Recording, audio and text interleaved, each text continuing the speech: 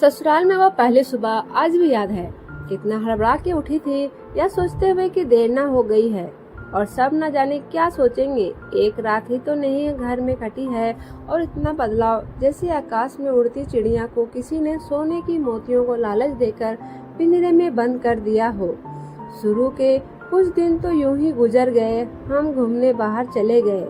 जब वापस आए तो सासू माँ की आंखें में खुशी तो थी, लेकिन बस अपने बेटे के लिए ही दिखी। मुझे सोच शायद नया नया रिश्ता है, एक दूसरे को समझते देर लगेगी, लेकिन समय में जल्दी ही एहसास करा दिया कि मैं यहाँ बहू हूँ, जैसे चाहो वैसे नहीं रह सकती। कुछ कायदा मर्यादा का पालन करना होगा। धीरे धीरे बात करना, धीरे धीरे हंसना, सबके साथ खाने के बाद खाना, यह सब आदत है जैसे अपने आप ही आ गई। घर में माँ से भी कभी कभी ही बात होती थी। धीरे धीरे पीहर की याद सताने लगी। ससुराल में पूछा तो कहा गया कि अभी नहीं, कुछ दिन बाद। जिस पति ने कुछ दिन पहले ही मेरे माता पिता से यह कहा था कि पास ही तो है, कभी भी आ जाएगी, उनके भी सुर बदले हुए थे। अब धीरे धीरे समझ आ रहा था कि शादी कोई खेल नहीं, इसमें सिर्फ घर नहीं बदलता, बल्कि आपका पूरा जीवन ही बदल जाता है। आप कभी भी उठकर अपने पीहर नहीं जा सकते, यहाँ तक कि कभी याद आए तो आपके पीहर वाले भी पूछे बिना नहीं आ सकते। पीहर का वह अलड़पन, वो बेवक अंदाज, व जूते पहनने, रसोई में जाना, बिना नहाए कुछ भी छू लेना, जब मन चाहे तब उठना, सोना, नहाना, सब बस यादें ही रह जाती है। अब मुझे समझ आने लगा था कि यूं विदाई के समय सब मुझे गले लगाकर रो रहे थे।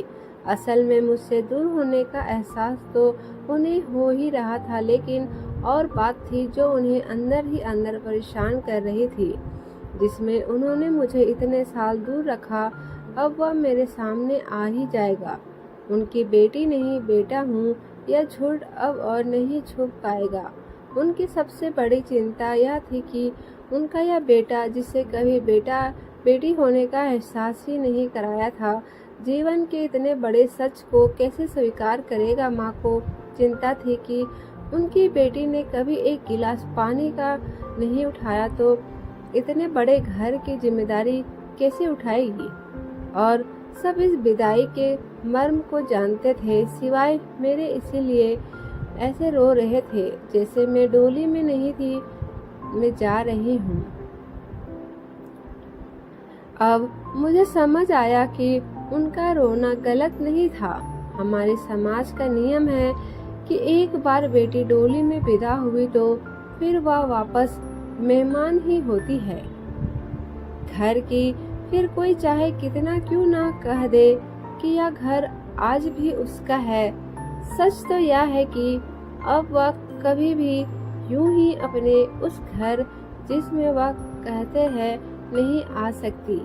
हजारों समस्या और परेशानी आने पर उसी को हल करना है। हंसते हुए, गम छुपाते हुए, क्या यह तपस्या से कम नहीं है? अनजान जगह को सुधार कर अच्छा बनाने का काम करना, क्या कहेंगे आप? दोस्तों, आपको ये स्टोरी कैसी लगी हमें कमेंट करके जरूर बताएं।